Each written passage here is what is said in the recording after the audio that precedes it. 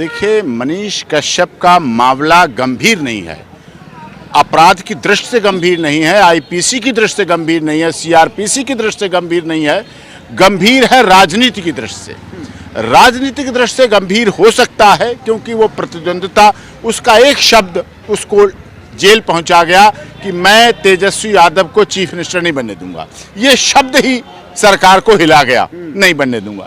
तो ये शब्द उसके पत्रकार के मुंह से ऐसा नहीं निकलना चाहिए। जो बने, लोकतंत्र है, जो बने, जिसके हेड ज्यादा है, जिसके विधायक ज्यादा है, वो बने मुख्यमंत्री, उसे ये कहना। लेकिन ऐसा भी नहीं, किसी पत्रकार को सामाजिक जीवन जीने का अधिकार नहीं है, राजनीतिक जीवन जीने का अधिकार नहीं है, चुनाव लड़ने का अधिकार नहीं है। हमारा भारत का संविधान, constitution of India, election commission of India अधिकार देता है। और इस देश में वर्षों से, आजादी से पहले से, जब आजादी की लड़ाई लड़ी जा रही थी, तब भी पत्रकारों ने देश की आजादी की लड़ाई में बहुत महत्वपूर्ण भूमिका निभाई है। क्या ये सत्य नहीं है पूर्वांचल के लोग और बिहार के लोगों का साउथ में उत्पीड़न होता है? क्या इस बात से कोई देश का प्रधानमंत्री या राष्ट्रपति या चीफ जस्टिस ऑफ इंडिया मना कर सकते हैं कि कभी उत्पीड़न नहीं होता है?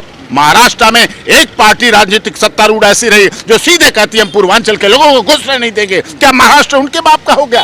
क्या बिहार सौतेला है? क्या आसाम, उड़ीसा, झारखंड, क्या छत्तीसगढ़ सौतेले लोगों के हैं? हमारे देश के हैं। भारत का नक्शा कागज पे खिंची हुई लकीरें नहीं है। भारत के नक्शे में 150 करोड़ लोग रहते हैं। मोदी जी कभी ये नहीं कहते कि सिर्फ गुजरात का विकास होगा, वाराणसी का विकास होगा। वो कहते हैं सबका साथ, सबका विकास, सबका विश्वास। फिर सबका विश्वास कहाँ?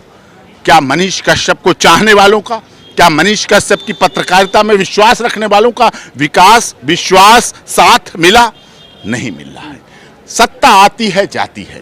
बिहार की राजनीति की बात करें, आज जो नीतीश कुमार तेजस्वी यादव के साथ थे, पिछले 6 महीने पहले बड़े दुश्मन थे, बड़े विरोधी थे, चाचा जान के लिए जान लेने की बात करते थे, आज एक साथ हो गए। तो सत्ता के लिए तो ये लोग कुछ भी कर सकते हैं, लेकिन सत्ता के लिए अपना कुछ कर लें, लेकिन कम से कम इस देश के पत्रकारों को तो बख्श दें। लेकिन उनको सर ऑप्शन क्या है मनीष कश्यप के पास? अब देखिए, मनीष कश्यप ने जो बात उठाई, मैं वही कह रहा हूँ, बिहार के लोगों की बात उठाई।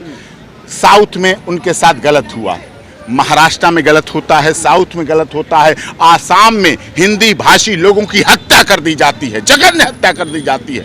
वो बात उठाना क्या पत्रकारिता में गलत है?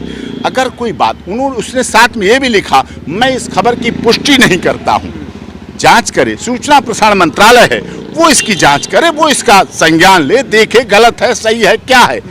ककड़ी के चोर को आप कटारी से तो नहीं काट सकते। आपने उस पर इतनी धाराएं लगा दी।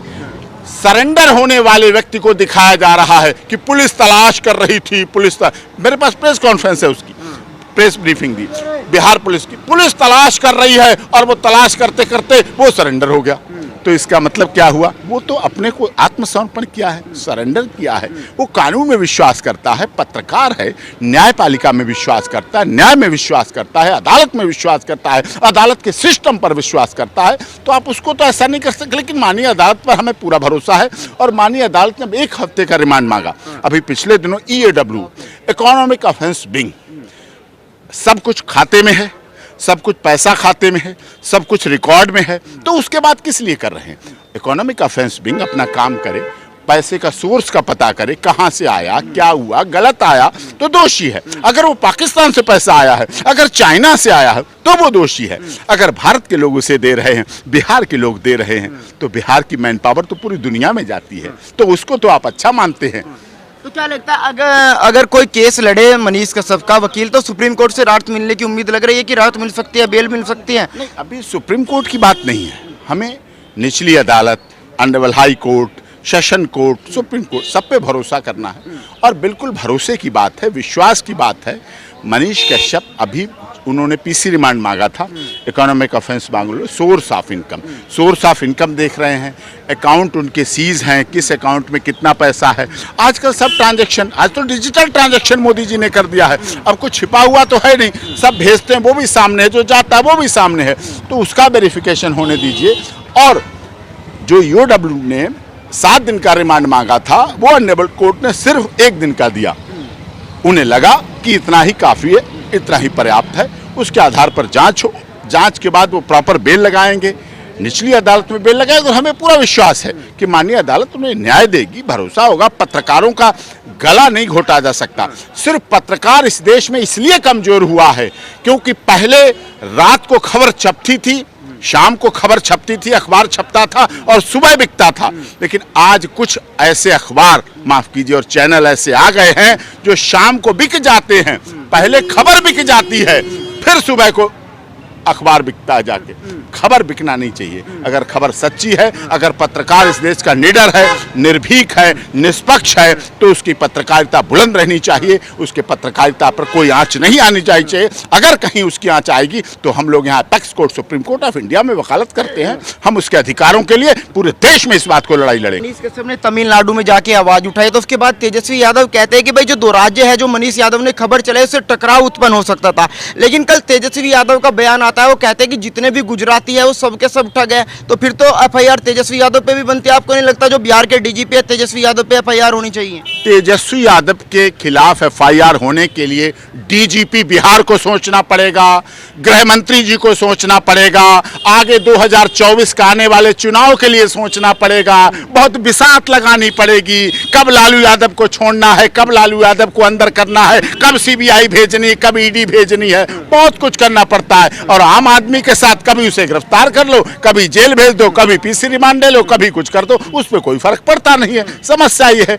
लेकिन देश की पत्रकार परिषद, supreme court of India, honourable high court, मैंने तो कहा है, पटना हाई कोर्ट पर से सो मोटो लेना चाहिए, संज्ञान लेना चाहिए कि हमारे प्रदेश के पत्रकारों के साथ अगर गलत होता है। आपको याद होगा जब कोरोना काल चल रहा था, देश के पत्रकार खबरें दिखा रहे थे, वो खबरें सरकार के खिलाफ थी, स्वास्थ्य विभाग के खिलाफ थी, पुलिस के खिलाफ थी, तो सब एफआईआर करने लगे। पुलिस के हाथ में एफआईआर करना है, वो जिसको चाहे बंद कर दे। सैकड़ों पत्रकारों के खिलाफ इस तरह की आवाज एफआईआर दर्ज की। हमने माननीय सर्वोच्च न्यायालय में आवाज उठाई, चीफ जस्टिस ऑफ इंडिया को मेंशन किया है मामला, तो उन्होंने सीधा स्टैंडिंग ऑर्डर पास किया सारे देश के डीजीपी को कि कोरोना काल में किसी भी पत्रकार के खिलाफ कोई भी एफआईआर हुई है, सब क्वैश होंगी, सब खत्म होंगी। और वो ऑर्डर मैंने सर्कुलेट करा था सारे डीजीपीज को, क्योंकि तब वो हुआ जाके, क्योंकि पत्रकार दिखाएगा कि एम्बुलेंस में मर रहा है व्यक्ति, पत्रकार दिखाएगा सड़क पे व्यक्ति मर रहा है, तो उसको न दिखाया जाए। पुलिस कहती नहीं दिखाओ, डॉक्टर कहते नहीं दिखाओ, सरकार कहती मेरी सरकार मत दिखाओ,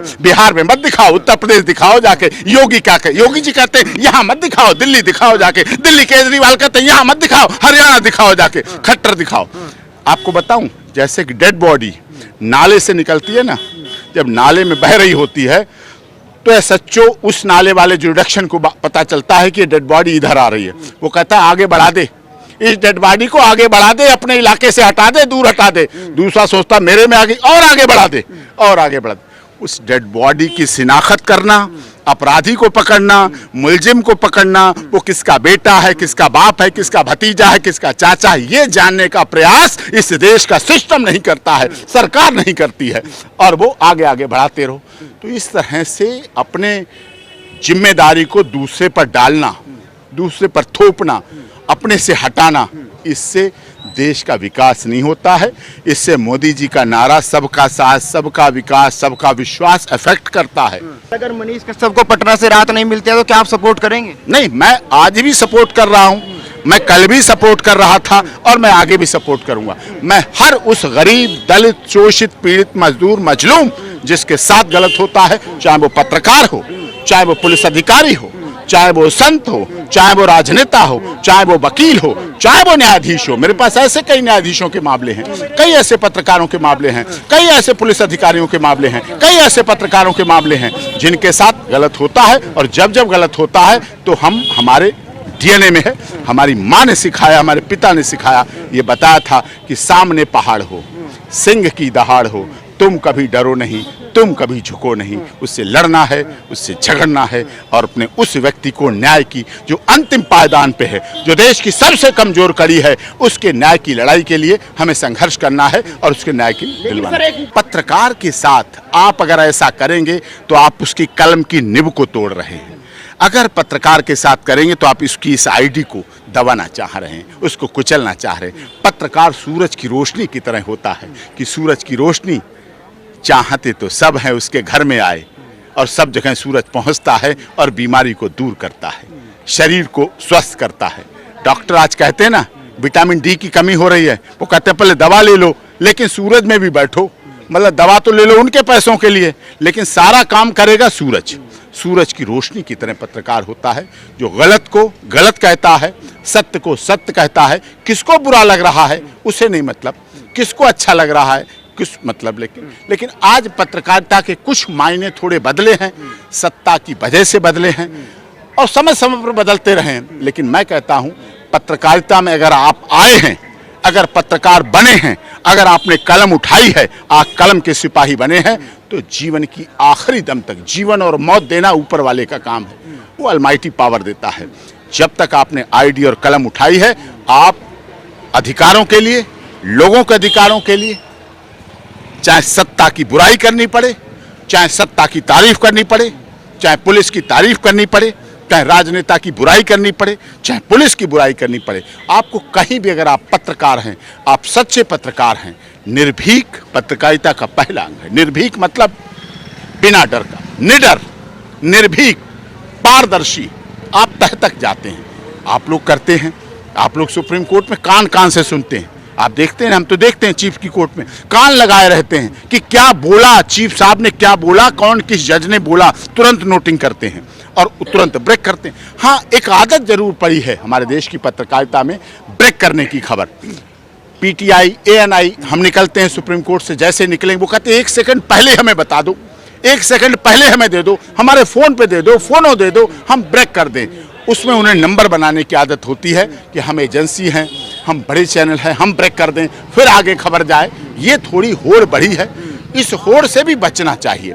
हमारे देश में वो समय भी था जब आज तो सोशल मीडिया है, तुरंत लाइव हो जाता है, ऑन एयर हो जाता है। पहले आपको याद हो ओबी बैन आती थी, पूरा सिस्टम आता था, तब चलता था। लेकिन पत्रकारिता को निडर, निष्पक्ष, निर्भीक बनाए रखने के लिए हमें वो सारे उपाय अपनाने पड़ेंगे। निडरता पहले अपने अंदर लानी होगी, पहले आपको इस जहन में निडर बनना पड़ेगा कि अगर आप तेजस्वी यादव के खिलाफ दिखा रहे हैं तो आपको फिर तैयार रहना पड़ेगा कि हमें ऐसा हुआ। और हमारे देश में त्याग, बलिदान, तपस्या लोगों के डीएनए में भरी पड़ी है। ये देश वही है जो नेताजी सुभाष चंद्र बोस, चंद्रशेखर आजाद, राम प्रसाद बिस्मिल, रोशन सिंह, अशफाक उल्लाह खां जैसे इस देश की माताओं ने ही पैदा किए। और उस समय की आप बात करें तो सीता, सावित्री, गार्गी, अपाला, अनुसुईया हमारे देश की थी, रजिया सुल्ताना हमारे देश की थी। और आप कहें तो इतिहास की बात हो गई। आज ऐसा नहीं, आज भी ऐसा नहीं। आज भी हमारे देश की सीमा पर, चाहे चाइना की सीमा हो, चाहे डोकलाम की सीमा हो, हमारे देश के शहीद जब शहीद होते हैं सीने पर गोली खाते हैं। पोस्टमार्टम जब उनका होता है तो सीने पर गोलियां मिलती हैं, पीठ पीछे गोली। हमारे देश के किसी सैनिक, किसी पुलिस अधिकारी के पीठ पीछे गोली नहीं मिलती है, सामने गोली मिलती है। सीने पर गोली खाते हैं और देश के लिए कुर्बान हो जाते हैं। और जब उनकी डेड बॉडी घर पर लाई जाती है, उनके घर में लाई जाती है, गांव में लाई जाती है, तो उनकी माता, बहन, चाची, ताई, जो पेट में पल रहा बच्चा होता है ना, पेट में पल रहा बच्चा होता है, उसकी कसम खा के कहती हैं कि तू तो चला गया, जो पेट से बच्चा जन्म लेगा उस तो इस देश की मान सम्मान के लिए, भारत माता की जय के लिए सीमा पर भेज देंगे। तो हमारा देश निर्भीक, निडर पत्रकारिता का जीता है। हमारे देश के सन ये राष्ट्रीय ध्वज लहराता है ना, यहाँ लहरा रहा है, दिल्ली में तो आजकल बहुत जगह लहरा रहा है, सुप्रीम कोर्ट, लोकसभा, राज्यसभा, वो हवा से नहीं लहराता है। हमारे देश के शहीदों के त्याग, सैनिकों के त्याग और बलिदान और तपस्या की वजह से लहराता है, हवा से नहीं लहराता। बहुत बहुत धन्यवाद सर बातचीत।